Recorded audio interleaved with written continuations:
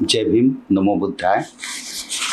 Doctor Babasaheb Ambedkar लिखित भगवान बुद्ध आणि त्यांचा धम्म या ग्रंथाचं आपण अभिवाचन पाहत आहोत. आजपर्यंत आपण 42 भाग पाहिले. 42व्या भागात आपण पाहिलं की खालच्या स्तरातील लोकांची धम्मदीक्षा. त्याचाच पुढचा भाग आपण कंटिन्यू करतोय. भाग 43वा, महारोगी सुप्रबुद्धाची धम्मदीक्षा. एकदा भगवंत राजगृहाजवळील वेळुवनात, जेथे खारींना दाणे टाकले जात असत, त्या ठिकाणी राहत होते. त्या सुमारास राजगृहात सुप्रबुद्ध नावाचा एक दीन, दुःखी आणि दरिद्री असा महारोगी राहत होता. त्यावेळी एका मोठ्या जनसमुदायात बसून भगवंत धम्माचा उपदेश करीत होते. महारोगी सुप्रबुद्धाने तो जनसमुदाय दुरूनच पाहिला आणि तो विचार करू लागला, त्या ठिकाणी पलीकडच्या बाजूला अन्नाची काही ना काही भिक्षा वाढली जात आहे हे निस्संशय. समजा मी पलीकडच्या जमावाकडे गेलो तर मला देखील थोडेसे अन्न खायला मिळेल. म्हणून महारोगी सुप्रबुद्ध त्या जमावाजवळ गेला आणि उपदेश करीत असलेल्या भगवंताला त्याने त्या प्रचंड समुदायात पाहिले. भगवंतांना पाहून त्याच्या मनात विचार आला, नाही, या ठिकाणी अन्नाची भिक्षा वाढली जात नाही. श्रमण गौतम या लोकांना आपल्या धम्माचा उपदेश करीत आहेत. मीही त्यांचा उपदेश ऐकला तर काय हरकत आहे. म्हणून एका बाजूला बसून तो विचार करू लागला, मी देखील हा उपदेश ऐकेन.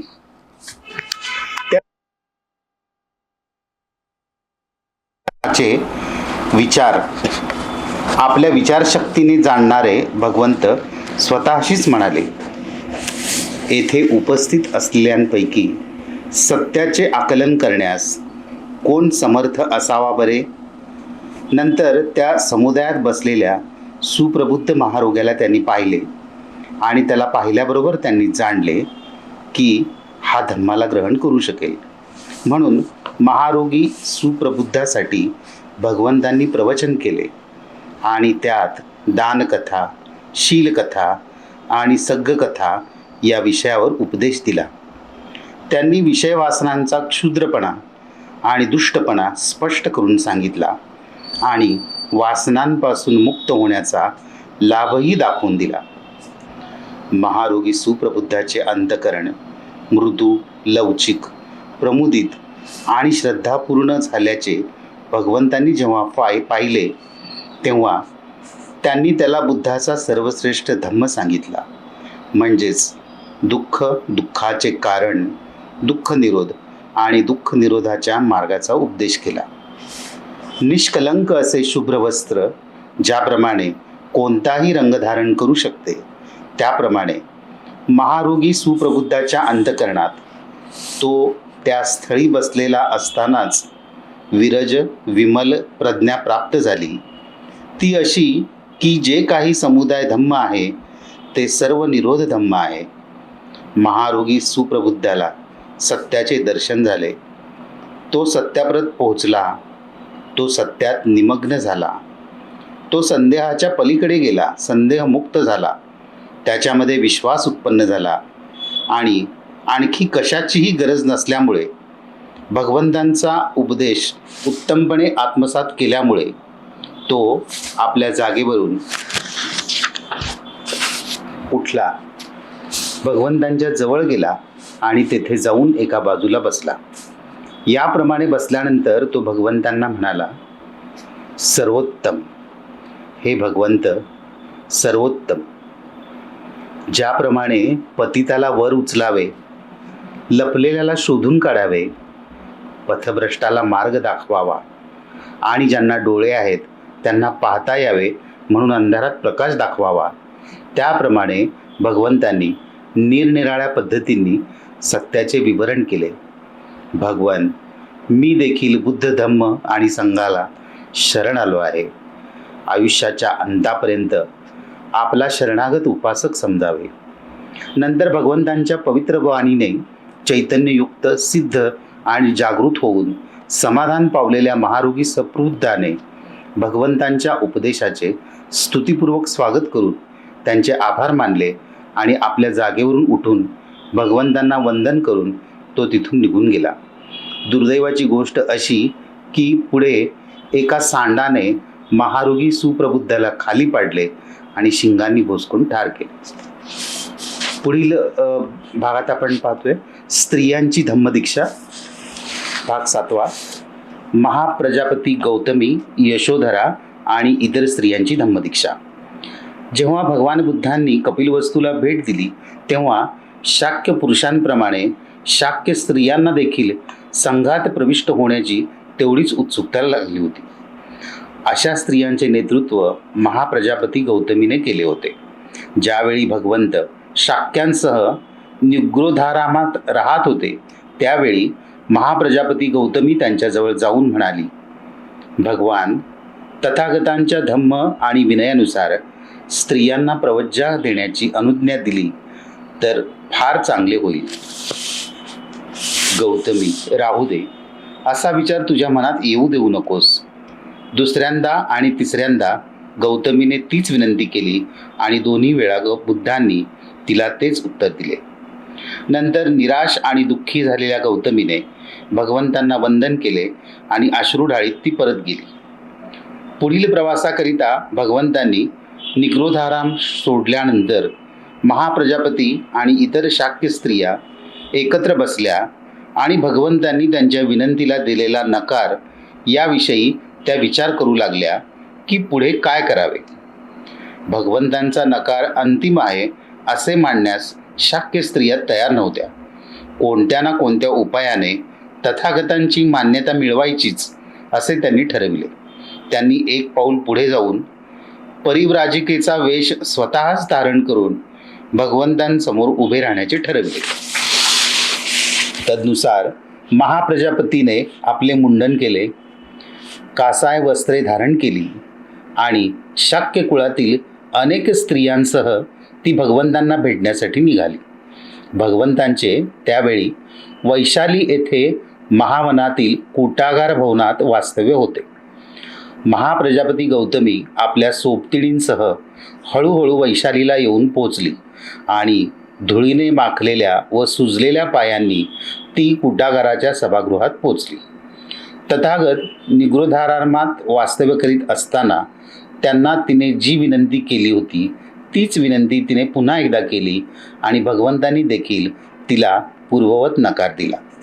आपल्या विनंतीला दुसऱ्यांदा नकार मिळाल्यानंतर महाप्रजापती फारच दुःखी झाली आणि मागे फिरून सभागृहाच्या प्रवेशद्वारापाशी जाऊन उभी राहिली. सभागृहाकडे येत असलेल्या स्थविर आनंदाने तिला पाहिले आणि ओळखले तेव्हा त्यांनी महाप्रजापतीला विचारले, सुजलेल्या आणि धुळीने माखलेल्या पायांनी प्रवेशद्वारापाशी अशी दुःखाने रडत आणि अश्रू ढाळीत का उभी आहेस?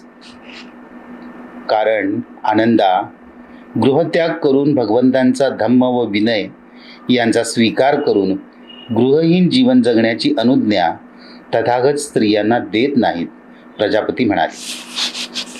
तेव्हा स्थविर आनंद ज्या ठिकाणी तथागत होते त्या ठिकाणी गेले. त्यांनी तथागतांना अभिवादन केले आणि एका बाजूला बसल्यावर ते भगवंतांना म्हणाले, भगवंत, महाप्रजापती गौतमी प्रवेशद्वारापाशी उभी आहे. तिचे पाय सुजलेले आहेत आणि ते धुळीने माखलेले आहेत. चेहरा दुःखी कष्टी असून ती अश्रू ढाळीत आहे. कारण गृहत्याग करून आणि भगवंतांचा धम्म व विनयाचा स्वीकार करून गृहहीन प्रवचित जीवन जगण्याची अनुज्ञा भगवंत स्त्रियांना देत नाहीत. भगवंत, तिच्या इच्छेनुसार स्त्रियांना प्रवचित होण्याची अनुज्ञा दिली तर बरे होईल. काय महाप्रजापती गौतमीने तथागतांची विशेष सेवा केली नाही?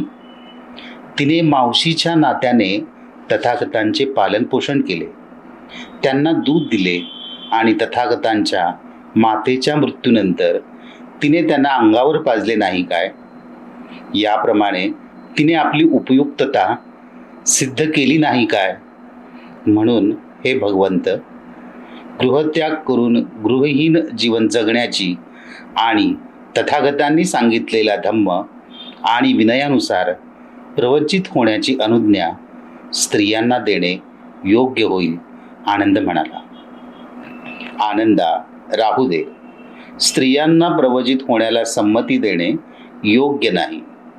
आनंदाने पुन्हा दुसऱ्यांदा त्याच शब्दात तीच विनंती केली आणि त्याला तेच उत्तर मिळाले. तेव्हा स्थविर आनंदांनी तथागतांना विचारले, भगवान, स्त्रियांना परिव्रजा घेण्यास आपण परवानगी देत नाही, याचे काय कारण असावे?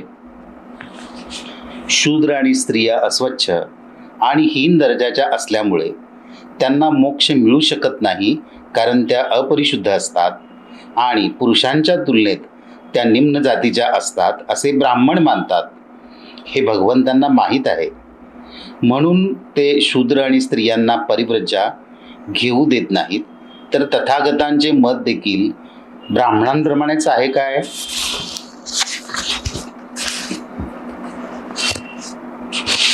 ब्राह्मणांप्रमाणेच शूद्रांना देखील परिव्रजा घेऊन संघप्रवेश करण्यास तथागतांनी संमती दिली नाही काय?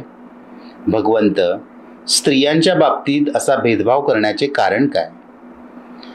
तथागतांनी सांगितलेला धम्म आणि विनय यांचा स्वीकार करून निब्बाण प्राप्त करून घेण्यास स्त्रिया समर्थ नाहीत असे तथागतांना वाटते काय? आनंदाच्या या प्रश्नांवर तथागतांनी उत्तर दिले, आनंदा, माझ्याविषयी असा गैरसमज करून घेऊ नकोस. निब्बाणाप्रत पोहोचण्यास पुरुषा इतक्याच स्त्रिया देखील समर्थ आहेत असे माझे मत आहे. आनंद, माझ्याविषयी गैरसमज करून घेऊ नकोस. मी पुरुषांना स्त्रियांपेक्षा कोणत्याही प्रकारे विशेष गुणसंपन्न मानित नाही. महाप्रजापतीच्या विनंतीला मी स्वीकार केले नाही. त्याला स्त्रियांचा दर्जा मी पुरुषांपेक्षा कमी समजतो हे कारण नाही, परंतु तो नकार व्यावहारिक कारणांवर आधारलेला आहे. भगवंत, खरे कारण समजल्यामुळे मला फार आनंद झाला आहे, परंतु व्यावहारिक अडचणींमुळे भगवंतांनी तिची विनंती अमान्य केलीच पाहिजे काय? या कृत्यामुळे धम्माला कमीपणा येणार नाही काय? लोक असे म्हणणार नाहीत काय की भगवंतांच्या धम्मविनयामध्ये स्त्रियांच्या दर्जाला पुरुषांच्या दर्जापेक्षा कमी मानले जाते आणि स्त्री पुरुषातील असमानतेच्या निंदेला तो पात्र ठरणार नाही काय? भगवंतांना ज्याची काळजी वाटते अशा प्रकारच्या व्यावहारिक अडचणीतून पार पाडण्यासाठी काही नियम भगवंतांना तयार करता येणार नाहीत काय? यावर तथागत म्हणाले, ठीक आहे आनंद, जर महाप्रजापती गौतमीचा एवढा आग्रह असेल की माझ्या धम्मात तिला प्रवचित व्हायची अनुमती मिळालीच पाहिजे, तर मी त्याला संमती देतो. परंतु यासाठी महाप्रजापती गौतमीला स्त्रियांच्या तर्फे 8 अटी मान्य कराव्या लागतील आणि स्त्रियांकडून त्यांचे पालन करून घेणे ही जबाबदारी देखील तिचीच राहील. हीच महाप्रजापतीची दीक्षा ठरेल. नंतर तथागतांकडून या 8 मुख्य नियमांचे ज्ञान करून घेतल्यावर स्थविर आनंद महाप्रजापती गौतमीकडे गेले आणि तथागतांचे सर्व म्हणणे त्यांनी तिला व्यवस्थितपणे सांगितले.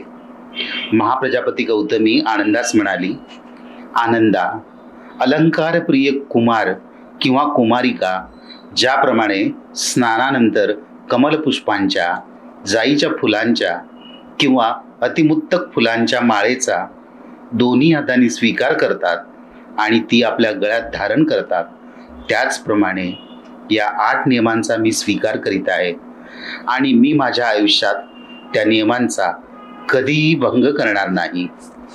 नंतर स्थविर आनंद तथागतांकडे गेले आणि त्यांना वंदन करून ते त्यांच्या एका बाजूला बसले. याप्रमाणे बसल्यावर स्थविर आनंद तथागतास म्हणाले, भगवंत, ते 8ही नियम अंमलात आणण्याची जबाबदारी महाप्रजापती गौतमीने स्वीकारली आहे, म्हणून तिने उपसंपदा घेतली आहे असे मानावे काय? महाप्रजापतीला उपसंपदा मिळाली आणि तिच्यासह आलेल्या 500 शाक्य स्त्रियांनाही त्याच वेळी दीक्षा देण्यात आली. याप्रमाणे दीक्षा मिळाल्यावर महाप्रजापती भगवंतांसमोर आली आणि त्यांना अभिवादन केले. तथागतांनी तिला धम्म व विनय यांचा उपदेश दिला. इतर 500 भिक्खुणींना तथागतांचा एक शिष्य स्थविर नंदक यांनी धम्म आणि विनयाचा उपदेश दिला. महाप्रजापतीबरोबर ज्या शाक्य स्त्रिया भिक्खुणी झाल्या त्यात यशोधराही होती. तिच्या संघप्रवेशानंतर ती भद्राकच्चाना अर्थात भद्रा कात्यायना म्हणून ओळखली जाऊ लागली. आपणाला हा भाग कसा वाटला हे आम्हाला नक्की कळवा. जय भीम, नमो बुद्धाय.